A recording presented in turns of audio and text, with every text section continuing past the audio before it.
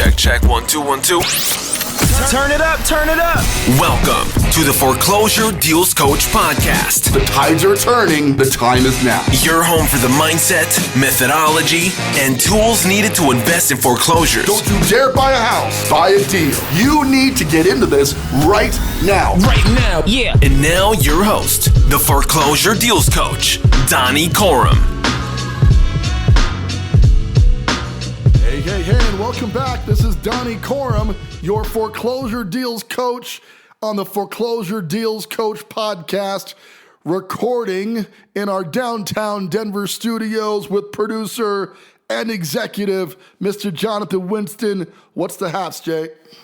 Man, I'm out here, man. I'm just enjoying the season. It's starting to warm up. You know, we aren't able to go outside as much, but I'm walking around, going outside, meeting nature a little bit. So it's lovely, man.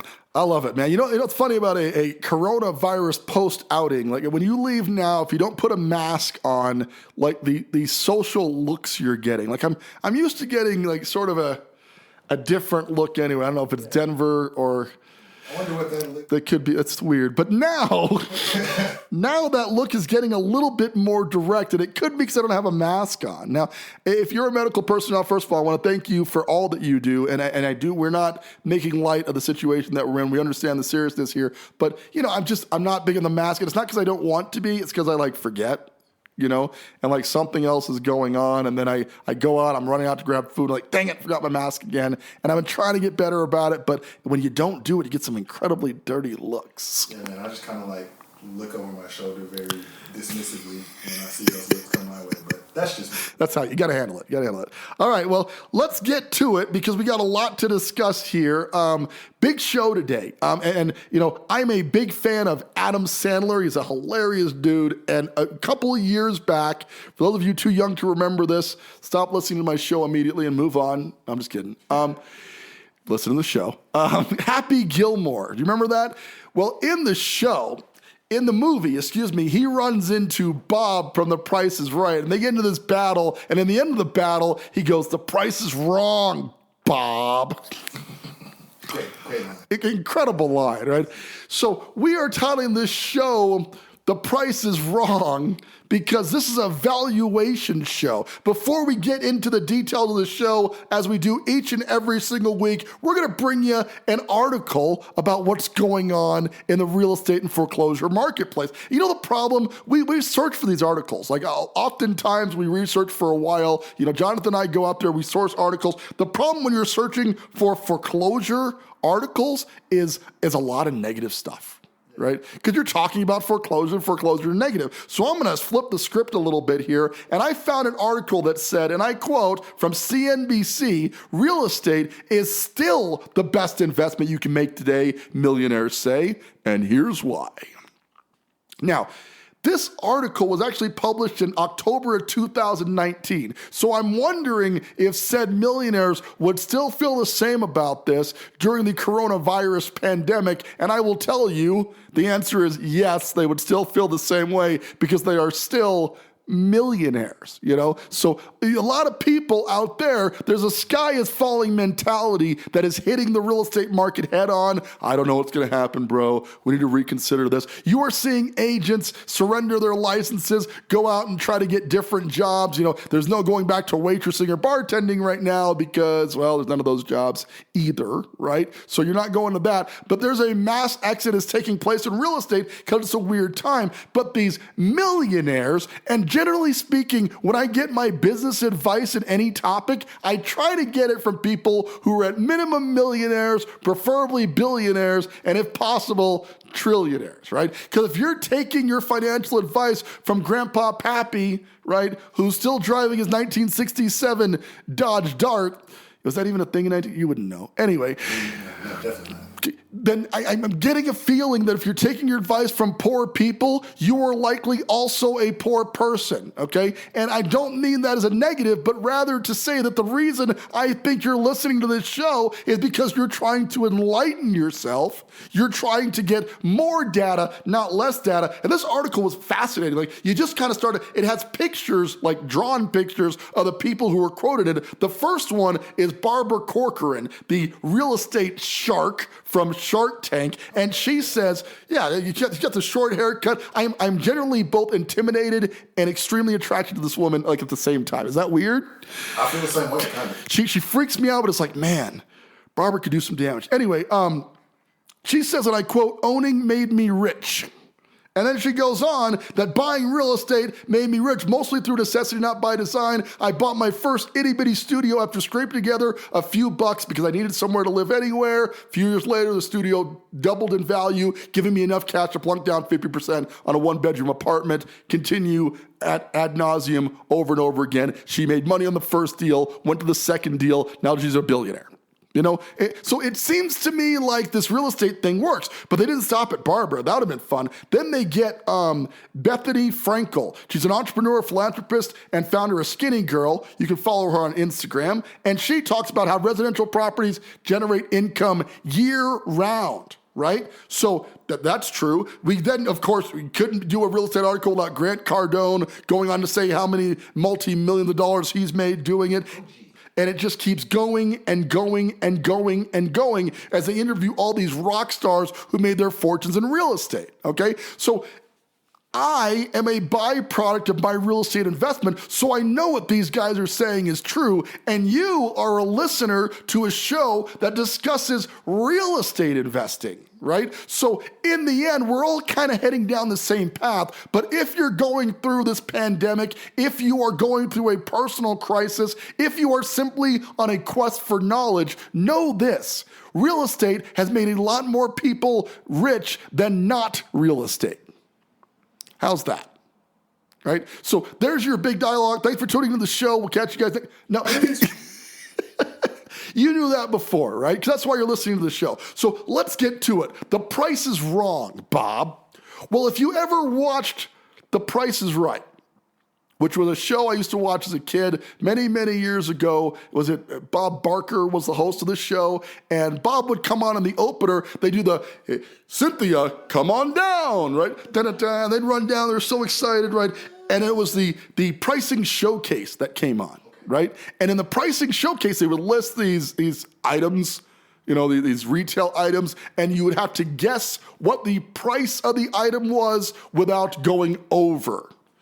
And so, like, the four contestants who wanted to go into the showdown, like they actually played the games, had to compete against each other to guess the price without going over. And the without getting over part was my favorite part because it really incentivized people to play with the other people. And every now and then, like, somebody would answer $1, Bob, right? Because they were convinced everybody else was wrong, right? And sometimes they were right.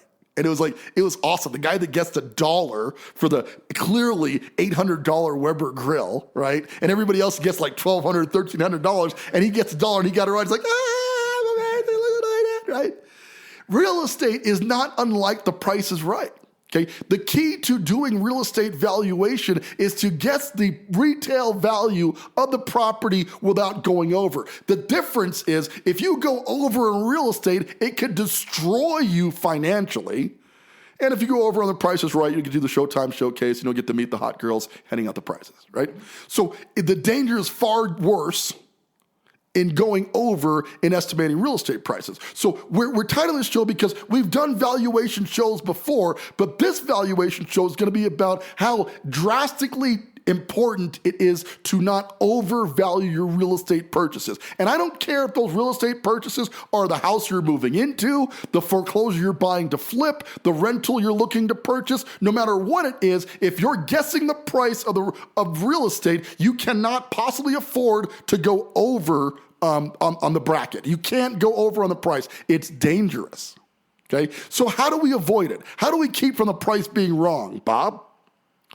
Well, it's simple. The right analytical tools. See, when you are speculating, and at the end of the day, there's a certain degree of speculation that goes into real estate sales. I believe there's less speculation than most products, okay? Most of the time when you're buying a stock, you're buying Apple stock, there's certainly a price per earnings ratio that determines the value of a stock, okay? There's certainly reasons why a stock moves inside and out, but the reality of the stock market, it is mostly driven by emotion at that moment, so you have to know what the market's emotions are, okay? Kind of the case in real estate. Real estate goes up and down, a little bit driven by emotion, but really, real estate is mostly driven by the last guy who purchased a property of similar style, location, and square footage. Okay, that is the ultimate valuation tool. The problem with that is in every market, there's an idiot.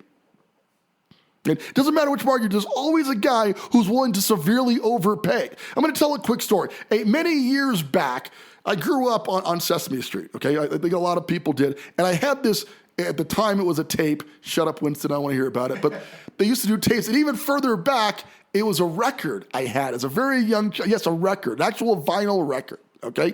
And this vinyl record had the Sesame Street sing-along songs. To this day, I have this album on my phone. No, I don't listen to it by myself often, but sometimes, like with my daughters and whatnot, they know every word of every song on it because we listened to it so many times together and we love this album. So years ago, eBay, obviously very popular today, but even more popular back then, I had searched for years to find a vinyl copy of this record. I simply had to have it. Right? So I find one after years of searching, looks to be in immaculate condition. I have no intention of ever actually playing this record, as I do not own a record player. I did not at the time, but the ownership, the desire to own this flashback to my childhood was so strong that once I found it, I latched onto it. I also have a similar story for a transformer, and I can name about like 4 other things that I overpaid severely for because I get emotional about stuff.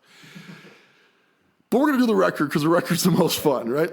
So the bidding starts. Now, what's a vinyl Sesame Street record worth? Well, in its heyday, it was probably in the 70s or 80s when it was produced, likely a $6 product, right? You got to add an inflation and some degree of collector's item to it. So paying $15 to $18, maybe even $20 for a mint condition record is probably not too far out the charts. But this is Donny Corum you're listening to, and I don't do anything at the low end, right? So here we are at $20, which I think is a fair price, and somebody has decided to start a bidding war with me on this record. Some distant I am eBay username something that I was just so pissed off keeps bidding against me. We go from 20 to 30 to 50, eventually hitting $80 for this frickin' record. And I bought it. Because all I do is win, no matter what.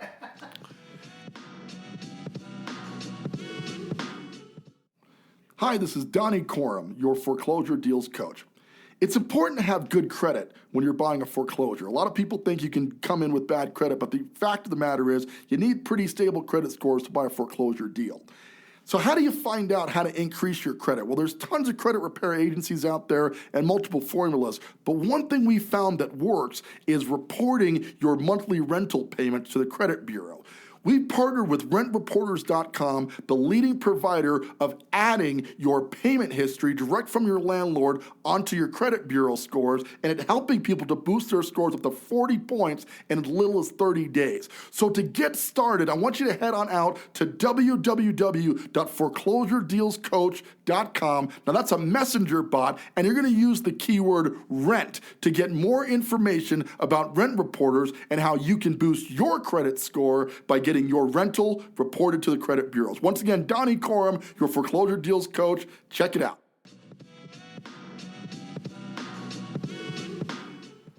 I get the record. What was it worth $80? Yes, because I won. Is it an accurate assessment of the valuation of that record? Absolutely not. Okay, and that happens more often in real estate than you can imagine. You will always have somebody who wants the house so bad they will severely overpay for it. Very recently, I was looking at a $1 million condo in the building I live in downtown Denver, a 1,200 square feet corner unit. Retail on it is probably pretty close to $1 million. I was offering a little over $1 million because I wanted the condo, right? I didn't get it because somebody wanted it more. Now, did that guy overpay? Absolutely he did. But in occasion, you're going to get somebody who overpays for real estate. You got to be very careful that you don't get the wrong price, Bob, because if you do, you're going to be stuck with an overpriced asset that you can't offload. And illiquid real estate is the most dangerous real estate of all. Okay, so now that I've sufficiently scared you on the dangers of buying overpriced real estate, how are we going to avoid that situation from happening? Number one, do not get emotional about real estate purchases.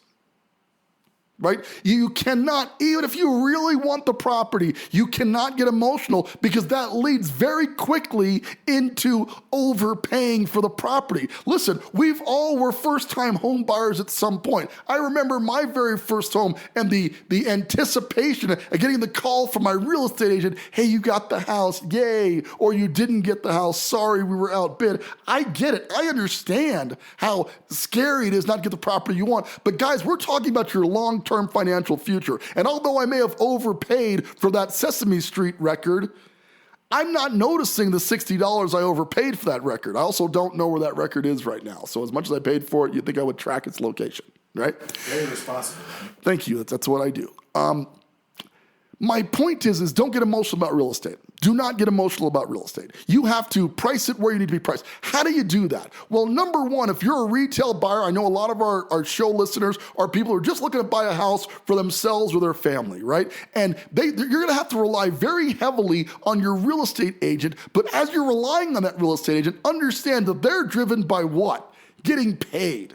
A commission check. So if you think most agents are going to shoot straight with you about overpaying for a property, you are sorely mistaken. You're going to have to do your own research. Now, how are you going to find out this property is worth if you're not 100% certain you can get the right answer from your agent? Well, you could try Zillow. No, I'm just kidding. You don't go to Zillow for anything, right? You're not going to do that. You're not going to use the Zillow's estimate because that's stupid, but you could get an analytical software that can analyze for you the properties in your area. And if you're going to buy, whether it's one home or several properties, what I recommend is having your own ability to analyze the property through getting a real estate analyst software. In the past, you had to get MLS access to do that, and that required getting your real estate license and a lot of hassle. Today, through my affiliate partner, PropStream, you can actually do a valuation on properties all across the country. National access, you type in the address, it brings up the property details, and then it starts getting in the comparable sales. This is important because when you get to the comparable sales, you've got a list of properties that are ideally within a half a mile or less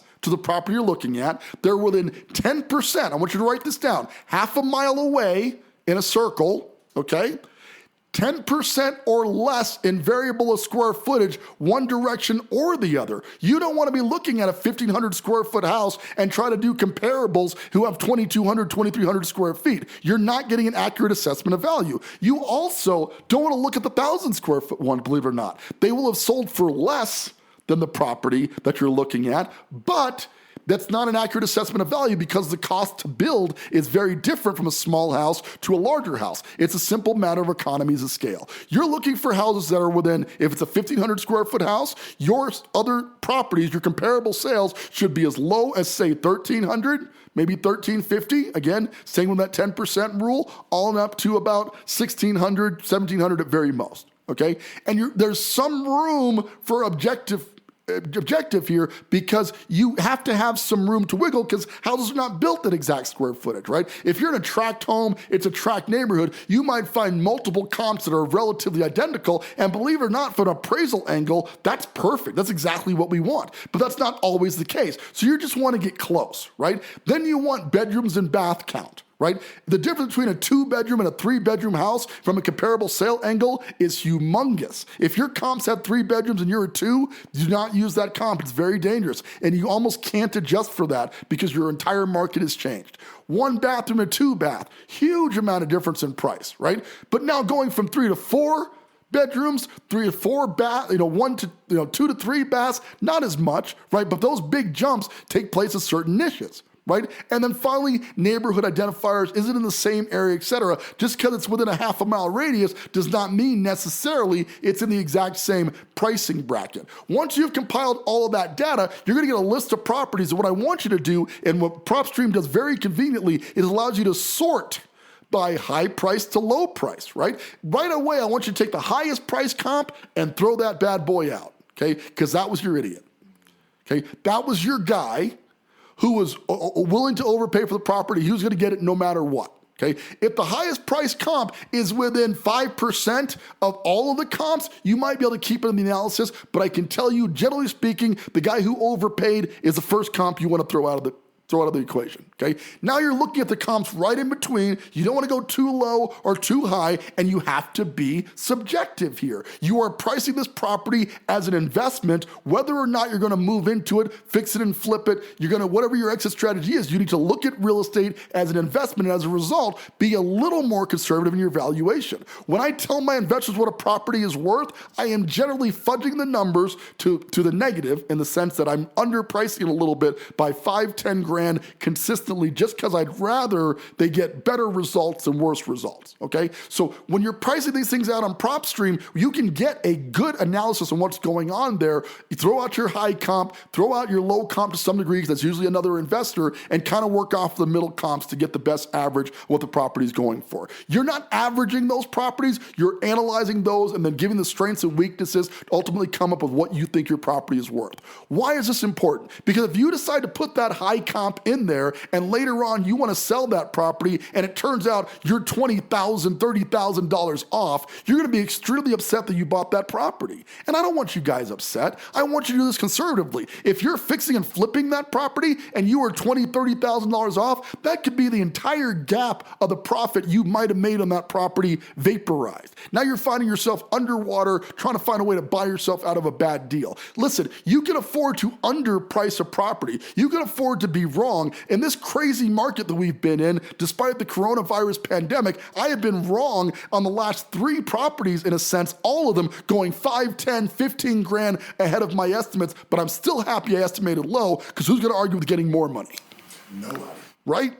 But if you're wrong the other way, you're going to be upset about it. It could cost you money. It could end your career in foreclosure investing if you can't pay back your private investors, if you can't get the hard money loan paid, if you can't refinance the property and pull the equity back out. It could put you in a real jam. Okay, so be conservative with your estimates. And if you're looking to get started, again, I know we talk about this a lot, but the real first step to foreclosure investing is understanding how to do this analysis and keep yourself out of hot water. So I have partnered with PropStream as my affiliate partner, and you can get a free 7-day trial where you can see the comps in your neighborhood on the property you're looking at. Listen, if you don't have a deal you're evaluating, you're too early stage, even if you're a renter, you can do an evaluation of the house you live in right now and find out what it's worth, because you're developing a skill set that's going to serve you for years to come in allowing you to do valuation on what a property could be worth. So get the tool. Head on out to foreclosuredealscoach.com, right? /PropStream. We still got to get that set up. You're going to have that ready to go here, and you can sign up there, or go to the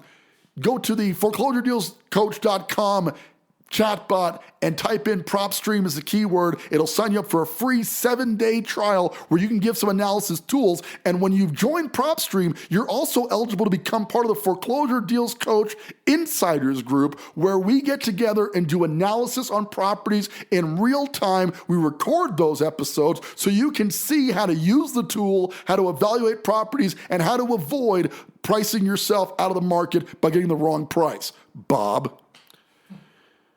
The Bob thing just seems like a convenient thing, because I'm all happy Gilmore'd up right now, right? I'm feeling like I got golf clubs going, I'm feeling it right now. I'm ready. Let's go out there and hit it. Right? Hit it. That's good. See it. All right. So we're going to move on from there. Listen, guys, that's our show for today. I don't want to elongate this too much, because it's simple, but it's not simple. You just got to take the first steps to learn this. If you wanted to be a stock trader, you would learn how to trade stocks by analyzing stocks. Right? You would use stock trading software. You would hop into your E-Trade, Ameritrade, whatever account. You would understand what makes the market move. It's not different here with foreclosures. I know they're houses. They seem different, and they come with this emotional attachment that is super dangerous for investors. You got to kill that emotion right away. Forget that you're moving this with your family. This is where we're going to raise your kids, at least for a little bit, and focus on the fact that this has got to be a good deal, because if it is a good deal, it will provide for you and your family for generations to come, just like the article I told you about when we first started this show. These guys made their fortune in real estate investing, not purchasing. Do you see the variable there? It's a different word. Whole different word. All right. So with that, we're going to end the show on that note. Please head on out to foreclosuredealscoach.com/PropStream. We'd like to get you started on a 7-day free trial to do the analysis. Once you're in using my affiliate link, once you're in there, we want you to head on in. We're going to invite you into the Foreclosure Deals Coach Insiders Group. We'll work on some analysis together. We're going to be bringing you some real-time analysis of properties all across the country. Super excited about this launch. It is coming to you right away. Obviously, we're going to start here in Colorado. But over time, as the membership grows, we want you to bring in deals, and we'll analyze those deals with you in real time, teach you and others how to best use the software to make sure you're not overpaying for property. With that, this is Donny Corum, your Foreclosure Deals Coach, reminding you now and always, don't you dare buy a house, buy a deal. Want more of the Foreclosure Deals Coach? Like our Facebook page, Foreclosure Deals Coach, for the latest in real estate and foreclosure investing. Become a part of our community. Search Foreclosure Deals Coach on Facebook to join today.